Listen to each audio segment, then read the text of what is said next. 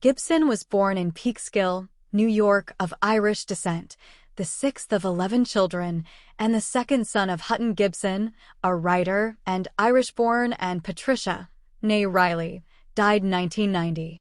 Gibson's paternal grandmother was opera contralto Eva Mylott, 1875 to 1920, who was born in Australia to Irish parents, while his paternal grandfather, John Hutton Gibson, was a millionaire tobacco businessman from the southern United States. One of Gibson's younger brothers, Donald, is also an actor. Gibson's first name is derived from St. Mel's Cathedral, situated in his mother's hometown of Longford. His second name, Columcille, is also shared with an Irish saint. Because of his mother, Gibson retains dual Irish and American citizenship. Gibson is also an Australian permanent resident. Gibson's father was awarded $145,000 in a work-related injury lawsuit against the New York Central Railroad on February 14, 1968, equivalent to $1,220,220 in 2022, and soon afterwards relocated his family to West Pymble, Sydney, Australia. Gibson was 12 years old at the time. The move to his grandmother's native Australia was for economic reasons, and his father's expectation that the Australian Defence Forces would reject his eldest son for the draft during the Vietnam War. During his high school years, Gibson was educated by members of the Congregation of Christian Brothers at St. Leo's Catholic College in Wahroonga, New South Wales. Gibson gained very favorable notices from film critics when he first entered the cinematic scene, as well as comparisons to several classic movie stars. In 1982, Vincent Canby wrote that Mr. Gibson recalls the young Steve McQueen. "I can't define star quality, but whatever it is, Mr. Gibson has it." Gibson has also been likened to a combination Clark Gable and Humphrey Bogart.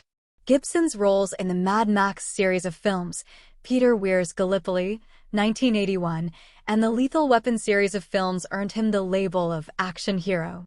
Later, Gibson expanded into a variety of acting projects including human dramas such as the Franco Zeffirelli film version of Hamlet, 1990, and comedic roles such as those in Maverick, 1994, and What Women Want, 2000.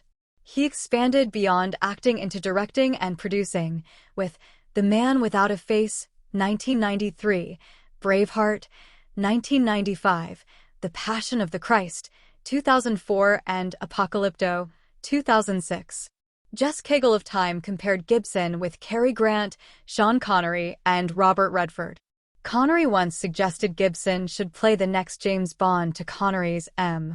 Gibson turned down the role, reportedly because he feared being typecast. Gibson studied at the National Institute of Dramatic Art in Sydney. As students, Gibson and actress Judy Davis played the leads in Romeo and Juliet, and Gibson played the role of Queen Titania in an experimental production of A Midsummer Night's Dream. After graduation in 1977, Gibson immediately began work on the filming of Mad Max, but continued to work as a stage actor and joined the State Theatre Company of South Australia in Adelaide. Gibson's theatrical credits include the character Estragon, opposite Geoffrey Rush, in Waiting for Godot, and the role of Biff Loman in a 1982 production of Death of a Salesman in Sydney. Gibson's most recent theatrical performance, opposite Sissy Spacek, was the 1993 production of Love Letters by A.R. Gurney in Telluride, Colorado. While a student at NIDA, Gibson made his film debut in the 1977 film Summer City, for which he was paid $400. Gibson then played the title character in the film Mad Max, 1979. He was paid $15,000 for this role. Shortly after making the film, he did a season with the South Australian Theatre Company. During this period, he shared a $30 a week apartment in Adelaide with his future wife Robin Moore. After Mad Max, Gibson also played a mentally slow youth in the film Tim, also 1979. During this period, Gibson also appeared in Australian television series guest roles.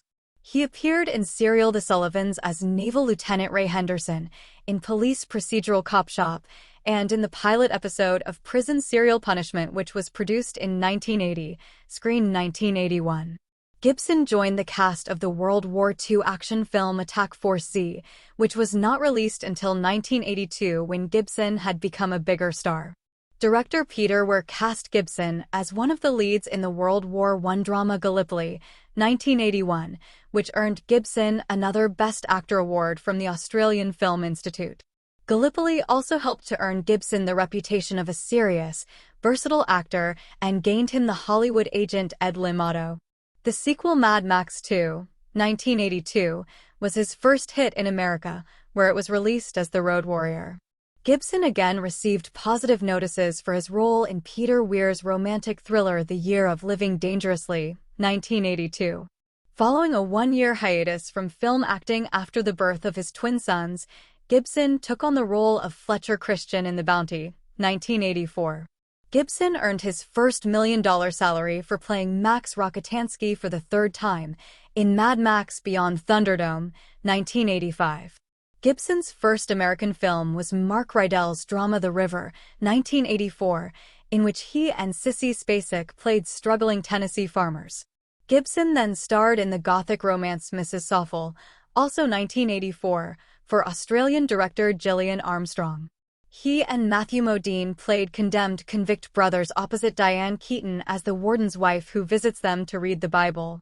In 1985, after working on 4 films in a row, Gibson took almost 2 years off at his Australian cattle station.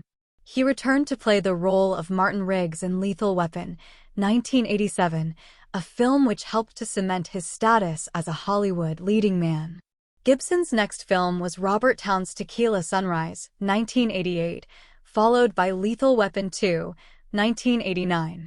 Gibson next starred in 3 films back-to-back, all released in 1990, Bird on a Wire, Air America, and Hamlet. During the 1990s, Gibson alternated between commercial and personal projects. His films in the first half of the decade were Forever Young, Lethal Weapon 3, Maverick, and Braveheart. He then starred in Ransom, Conspiracy Theory, Lethal Weapon 4, and Payback. Gibson also served as the speaking and singing voice of John Smith in Disney's Pocahontas. In 2010, following an outburst at his ex-girlfriend that was made public, Gibson was dropped from the talent agency of William Morris Endeavor. Gibson was lined up for a small role in The Hangover Part 2, but he was removed from the film after the cast and crew objected to his involvement. Gibson met Robin Denise Moore in 1977, soon after filming Mad Max, in Adelaide, South Australia. At the time, Robin was a dental nurse and Mel was an unknown actor working for the South Australian Theatre Company. On June 7, 1980, Mel and Robin were married in a Catholic church in Forestville, New South Wales. They have 1 daughter, Hannah, born in 1980, and 6 sons, twins Edward and Christian, born in 1982, William, born in 1985, Louis, born in 1988, Milo, born in 1990, and Thomas, born in 1999, and 3 grandchildren as of 2011. After 26 years of marriage, Gibson and Robin separated on July 29, 2006. In a 2011 interview, Gibson stated that the separation began the day following his arrest for drunk driving in Malibu. Robin Gibson filed for divorce on April 13, 2009, citing irreconcilable differences. In a joint statement, the Gibsons declared, "Throughout our marriage and separation, we have always striven to maintain the privacy and integrity of our family and will continue to do so." The divorce filing followed the March 2009 release of photographs appearing to show him on a beach embracing his live-in girlfriend of 1 year, Russian songwriter and pianist Oksana Grigorieva.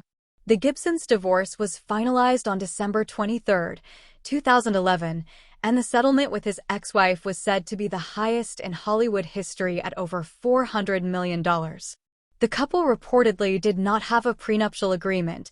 Because California is a community property state, Robin Gibson received half of everything her husband had earned during their marriage.